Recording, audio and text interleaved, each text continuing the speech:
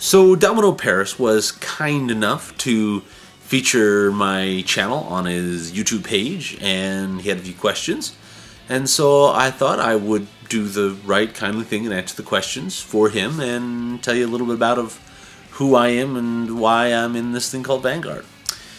The first question he has is, how long have you been playing the game? I have been playing Vanguard for probably about a year and a half, I'd say. I started about a year and a half because I remember it being around, it was before the time of the Set 6 release or so, 5 or 6. I just remember going to a store in town called The Borough. And it's a geek shop. They got all sorts of like weird geek stuff. You don't even find this stuff at the malls or even Spencer. I mean, it's just Doctor Who and Star Trek feeding spoons with the Enterprise on the end, and just like these weird out there geek stuff that you're not going to find anywhere else. And so I was looking there one day because I'd heard of it, so I thought, okay, I'll go there, see what it's about. And I'm looking around, and I see in the middle this little gondola of card games. And they had Magic and Yu-Gi-Oh! And a couple of others. I had played card games all my life. I grew up playing the Star Wars collectible card game by Decipher, which was awesome, and I miss. And of course was around Magic and all that years and years ago, and then I just stopped because, of course, Star Wars card game died and Decipher lost the license, so I just kind of fell out. And so then I saw this one game, which I didn't know at the time was Vanguard, but it was Vanguard, and it was just like the packaging itself really got to me because it had this really bold Japanese writing and kind of like an anime style, and of course I'm a sucker for Japanese and anime, just again something I grew up on. So I actually went up and I talked to the owner of the store, and I was just asking myself, well, what's this Vanguard game about, and kind of just getting some information. And so he was really nice. Owner name's Derek, really cool guy, and I ended up buying just like 5 or 6 packs. Nothing major. I just thought the art looked really cool, and I was just gonna see what it's about because I found it interesting. And I opened up those packs, and I was looking at all the cards, and I was genuinely impressed with all the art on all the cards. It's very, like, the art is really more full art. It's not, more contained in a box. It really is the entire card, which I thought was great. And of course, I had no idea what any of the cards did or what their effects were. I do remember, though, the first rarer card I got was a Mac Lear, a perfect guard for Shadow Paladins. At the time, I had no idea what it was. I just thought it was cool because it looked like an Eva unit. I was like, oh, this is like an Eva unit from Evangelion. It's got the shield and everything. And I'm thinking, it looks cool. And so then started from there. And the rest is history, as they say. The other question, why do you love Cardfight Vanguard? Well, of course, I've already talked about the art. I think the art is amazing. Every time a new set comes out, anytime I show anybody the art to the game, or anybody asks, most of the time the reason they ask is like, that looks really, like, the art looks really cool. What game is it? And I'll tell them all about it. So art is number one. The other thing I like about Vanguard is, to be real honest, the community. Our community locally here is probably one of the best card game geek communities I've been a part of. You won't meet a nice group of guys or gals who not only love the game but are willing to help people out. I mean, when I was new, people just were saying, well, here's a card to help you out. I was trying to build gold paladins at the time. I'm like, well, here's a card. We'll help you build a card and help build the deck.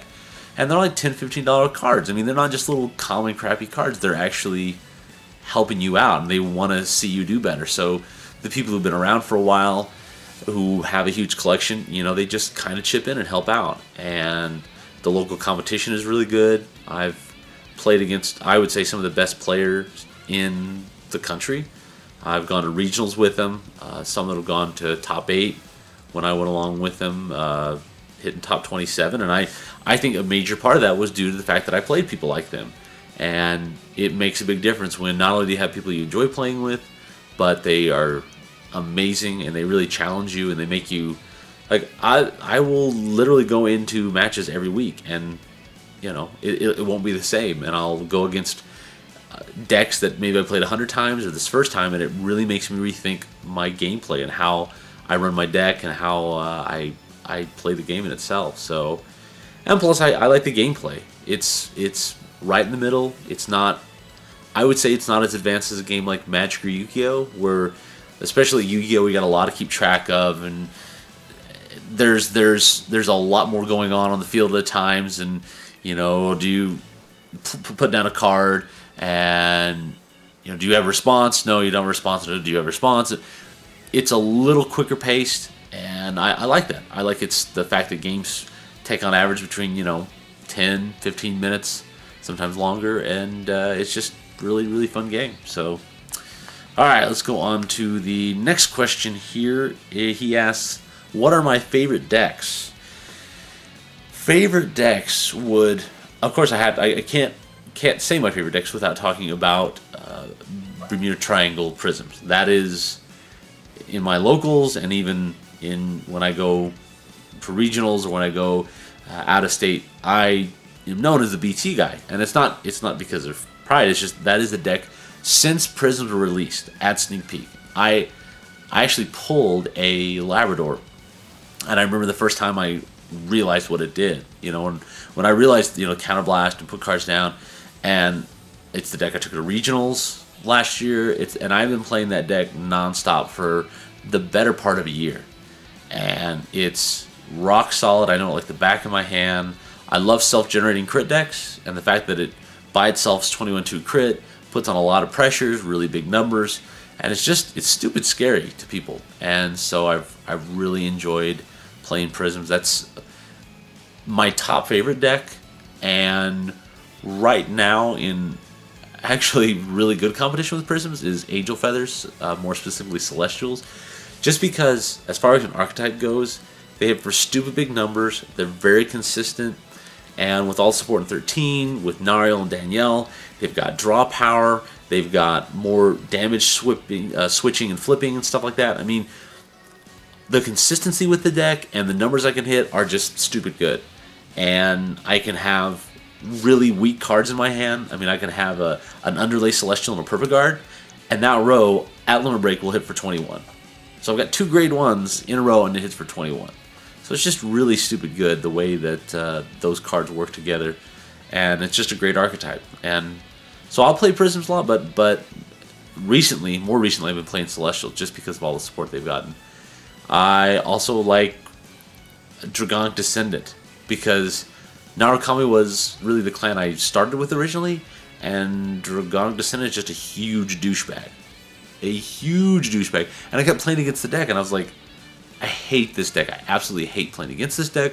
I hate, the Limit Break effect, and I thought, well, what better way to, if you can't beat him, join him. So I got a Descendant deck, and it's the Superior Ride version, which is featured on our channel. And it's more like my fun deck, because, everybody plays it and everybody knows it, but I still love pulling the effect off and break riding, being like 21? Perfect Guard? 2 to pass? And so it's really funny. So those are, of course I've got a lot of the decks. I will say, I guess one of my other decks that hold a special place in my heart is Old School Gold Paladin Garmor. Not Liberated Garmor, but just regular Limit Break 4 Garmor. Call to Field, Counterblast 2, or Call to Vanguard, Counterblast 2, get a card out. That card is just stupid solid. Even though it's a 10k base, hits really good numbers, the special booster is great, and that was the deck that I really did well with in the beginning. I would say that was the first deck I was really competitively successful with, was just the simple Garmor deck from the trial deck, and was the first trial deck I bought, in fact. So, and meta discussion, top decks and top rogue decks. Or pardon me, pardon me, wrong question. What will subscribers expect to see from your channel? Subscribers will expect to see from my channel deck profiles, lots of matches, and we're getting into like sneak peeks, box openings, and now talking about meta, as I kind of alluded here, talking about meta, upcoming releases, how that's going to affect things, and really trying to be a source of really good information, not just, we don't want to just put stuff out that's low quality. We pride ourselves in having something that's high quality, we try to, you know, do the nice overlays, the nice graphics, and make the presentation nice so that when people watch it, it's enjoyable. So yeah, just a lot of Vanguard coverage, high quality, and we're just constantly improving, putting more stuff out, and trying to also get new content up. Like we're doing possibilities of doing like kind of like a deck doctor or a deck workshop where we'll look at decks that people have and, you know, talk about improvements and possibly how we can, you know, make decks better. So that's what you can expect. Awesome Vanguard content. And then one of the topics that asked us to choose one to discuss, I really thought this was a great question, and it's does this game involve more skill or luck? That it's an interesting question because it's something that it's been in my mind a lot just as I play the game, and it's a topic that I talked about with a friend of mine, a fellow player named Kyle, and just recently within the last month or so we had a really good solid conversation about Vanguard and how it works. And I can remember it was after a really frustrating game for me where, you know, just things didn't go my way, and, you know, the other guy got crit triggers and healed at the right times, and I just, like, nothing went off, or I was grade locked, and I was really frustrated. And so I was playing this really trollsy, well, I wouldn't say it's trollsy, it's the OTT Solus build, you know, 12 crit, you run Imperial Daughter, you run Coco, so you have a huge hand advantage, and you're hitting for 12 crit all the time. So I looked at that deck as just one that it's there to like sack. It's there to just hit for massive numbers all the time and just try to crit you to death. And whereas, you know, I was playing other decks in the main tournaments with Angel Feathers and Prisms. And those are more like a thinking man's deck. I mean, you really got to think about what you're going to do and what moves you're going to do. And so as I was talking with him, we realized that the Vanguard meta is kind of in two distinct formats. There is the luck-based format where, you know, you could say it's based on luck, and then there is what we would call the skill-based. And I think both those metas very much exist in how you build decks. For instance, I've got a friend of mine who has a really great Dark Irregulars deck, a really great Link Joker deck, and a Pale Moon. A lot of decks that are really technical, and they demand that you place things in the right place. You soul charge the right things. You really have to be technical about how to use the deck. You can't just autopilot. It's not just like Dragatic Descendant. It's autopilot. 11, limit break 4, counterblast 1, stand back up and hit for 2 crit. But those are very technical decks, and that's approaching the game from a very metered technical standpoint, and trying to play the right moves and play the right cards and really just analyzing it. But in the same respect, I do think you can play the game depending on the luck-based factor, because there is a luck-based factor in the game. I don't think there's any way you can deny there's a luck-based factor in the game when it comes to triggers, when it comes to what cards you get and what cards you don't. Like I talked about grade locking or getting double critted. And you can create a deck built around that. And that's why when I built my OTT Solus deck, that's what it was built around. It was built around 12 crits, no draws, because you get draw power from Coco, and it's just about just swarming the field, attacking you, rushing you to death, and hitting you just for massive crits all the time. And if it's not a heal trigger, it's going to be a crit. And that's where it is a deck, like I said, built around the acknowledgement that a lot of the mechanics in Vanguard are luck-based. And sometimes the deck does really well. Sometimes I just, boom, I sack people in the face. And then sometimes it doesn't go off at all, and I don't have hand advantage, I don't have nothing. So I think you can approach the game in either one or two of those ways, in either looking at it as the thinking man's game and really trying to talk about the mechanics and how they work, or luck-based, or a mixture of the two. Have a deck that may be more crit-based depending on that. But in contrast, I don't think, though, that this is a complete luck-based game. I know a lot of times, and I've been guilty of it, I've been really ticked off, and I've been, double crit sacked at 3 damage, and, I died, and I look back at how I played, and that's just part of the game, Everybody has to abide by those rules. Everybody has the chance to get double critted. Everybody has, those chances exist, however minute they are. And So you just have to accept that today was the day you got double crit sacked, and tomorrow you'll double crit sack somebody else. And if you can accept that, then that's okay. Maybe Vanguard's not the game for you, but I have used that as, I guess, a inspiration to make me better, to make me kind of rise above that and go, you know what, that's fine, it's part of the game, but I'm not going to let it get me down. I'm going to push through, and I'm going to do better, and I'm going to build my decks better and be more consistent, and keep better track of my cards, my opponent's cards, and just trying to better myself as a player. And that's why I think Vanguard's such a great game, because while there are those luck-based elements, it does allow newer players to come in and play. And we've got a lot of new guys that come into our community, and they are able to play the game and not be as consistent as the top players, but they're able to win. I will say, talking about consistency, you will see the better players be more consistent.